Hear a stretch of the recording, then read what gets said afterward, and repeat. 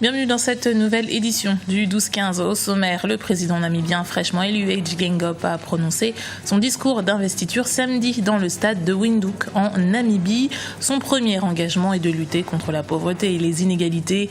Un message avec un écho particulier dans un pays où 40% de la population est sans emploi.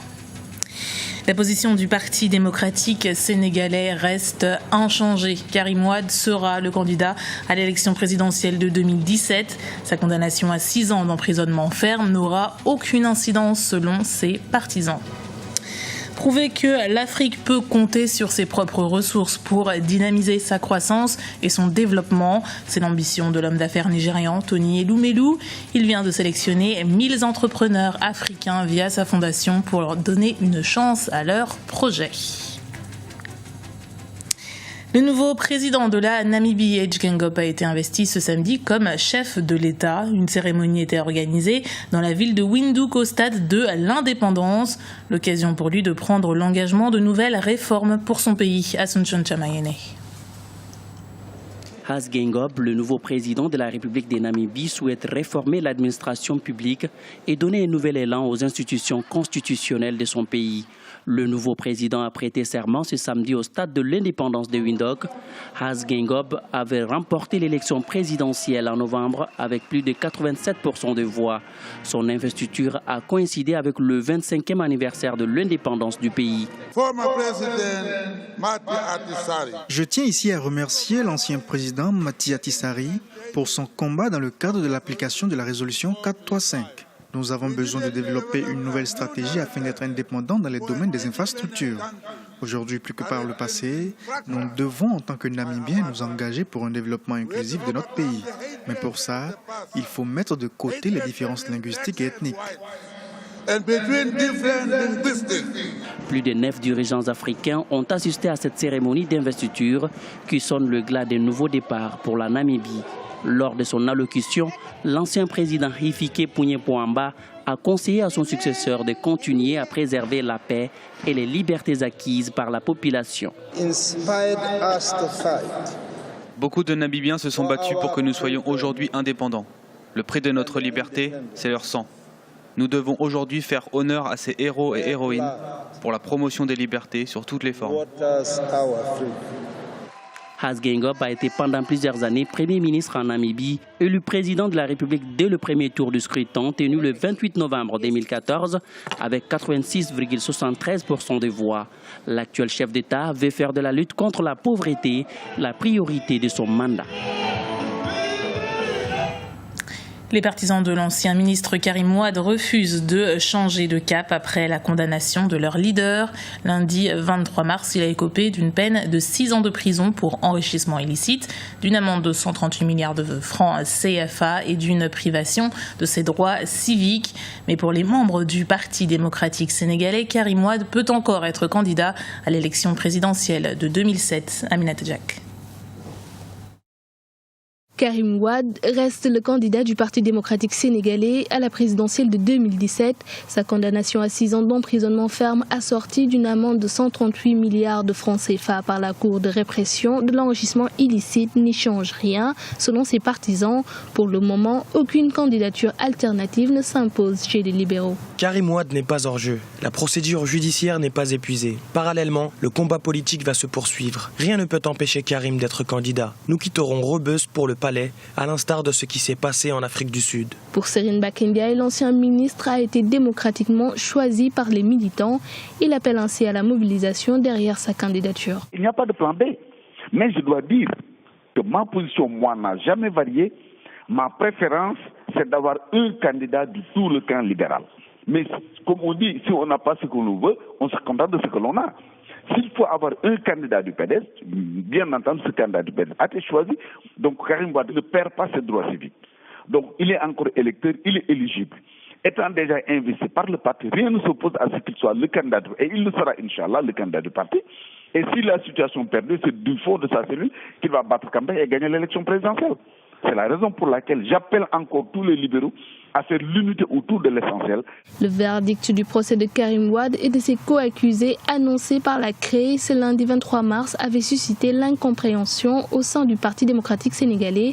Sa défense a saisi la Cour suprême, tandis que son père, l'ex-président Abdoulaye Wade, a appelé ses partisans à un rassemblement ce vendredi 27 mars à la place de l'Obélisque de Dakar pour faire une déclaration sur le verdict.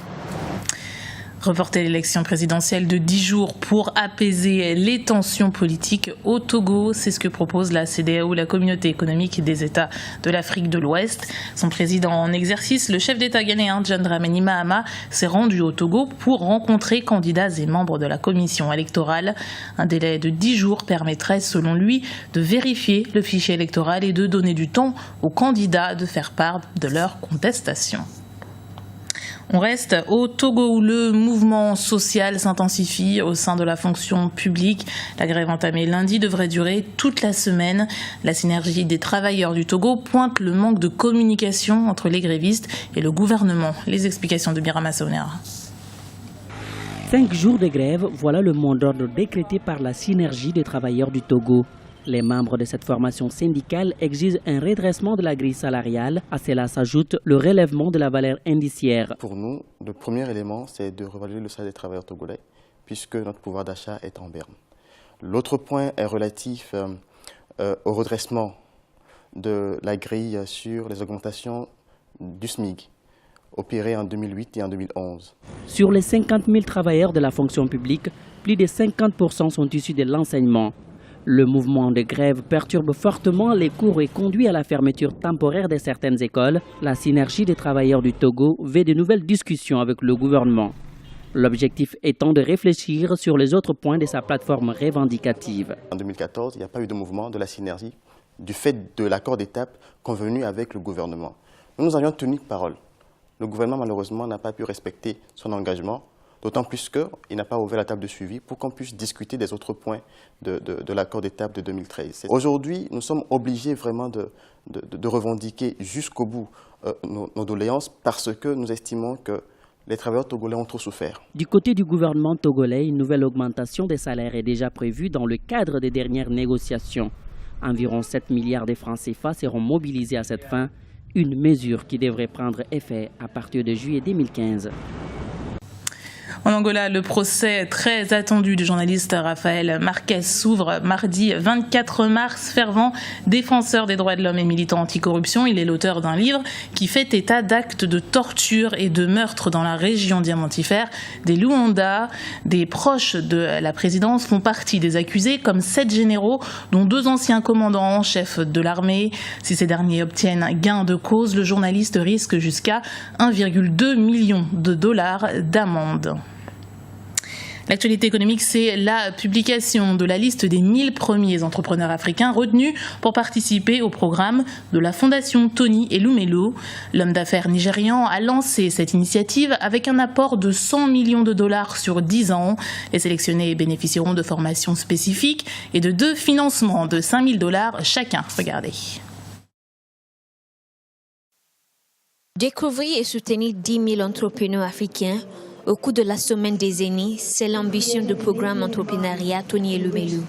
3 mois après son lancement, ce programme vient de sélectionner ses 1000 premiers bénéficiaires. Avec plus de 20 000 candidatures reçues à travers toute l'Afrique, la sélection n'a pas été mince à faire. Nous avons passé des heures en réunion de comité pour définir les critères et s'assurer qu'ils restent transparents, qu'ils soient justes et équitables pour tous les candidats. Et il y a eu 5 critères. 1, il y a le côté financier. 2, l'étude de faisabilité. 3, la taille du marché. 4, la capacité de s'étendre ou bien d'être multiplié sur plusieurs pays. Et 5e, c'est la passion et l'engagement que l'auteur du projet a. Donc ces critères ont été réunis, ont été confiés au cabinet Accenture qui ont fait la sélection. C'était très difficile parce qu'ils sont presque tous brillants. Ces 1000 projets retenus représentent des secteurs aussi variés que l'agriculture, l'éducation, la mode et l'éthique. Dans les mois qui suivent, les promoteurs devront se soumettre à une formation en ligne. Les prochaines étapes, c'est qu'ils vont aller dans un bootcamp avant. Mais avant cela, ils vont aller en ligne. Donc, ils vont recevoir de l'éducation, donc de business en ligne plusieurs fois pendant 12 semaines.